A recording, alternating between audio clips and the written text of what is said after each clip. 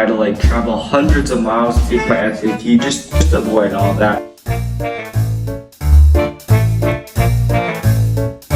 So it's funny because for me, the hardest like section of the SAT for me was always the English section. I ended up doing better on the English section than the math section.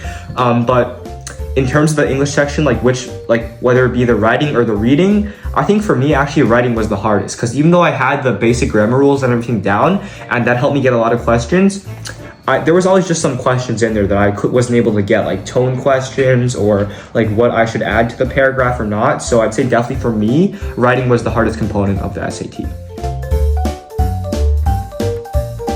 So one big takeaway I got that really applies to everyone here is just sign up for the SAT early on College Board.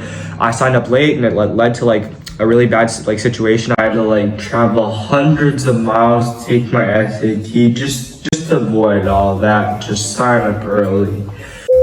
And in terms of practicing, you have to be persistent and you have to be consistent. You have to, like every day or every week, whatever you want to do a practice, go over your mistakes, and just be persistent. That's how you're really going to see improvement over time. And in terms of actually like what you're going to do during your preparation, the number one thing you have to do is focus on your mistakes. You have to identify your weaknesses by going over what questions you've got wrong. You have to know what they are, then you have to focus on them and make sure by the time test day comes around, you've minimized them as much as possible. And like that's how you're going to be able to improve your test score and get the score that you want. So Think Academy program really helped me a lot. I mean, the homeworks were really helpful.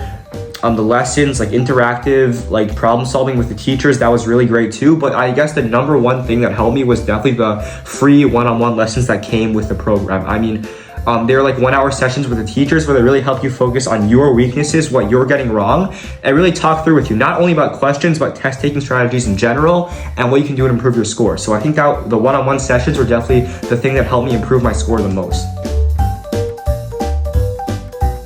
So I've already mentioned this before, but the number one piece of advice again is you have to focus on your weaknesses. So there's a saying I heard somewhere that in terms of learning, 80% of your learning comes from going over your mistakes and 20% of your learning comes from like doing the actual questions, right? Like if you do the questions, you get them right, you're not learning anything. You would have gotten them right on the actual test anyway. The questions you get wrong, you go over and you get right on the next time, that's where all your improvement is coming from. So focus on that every time after you finish a practice test.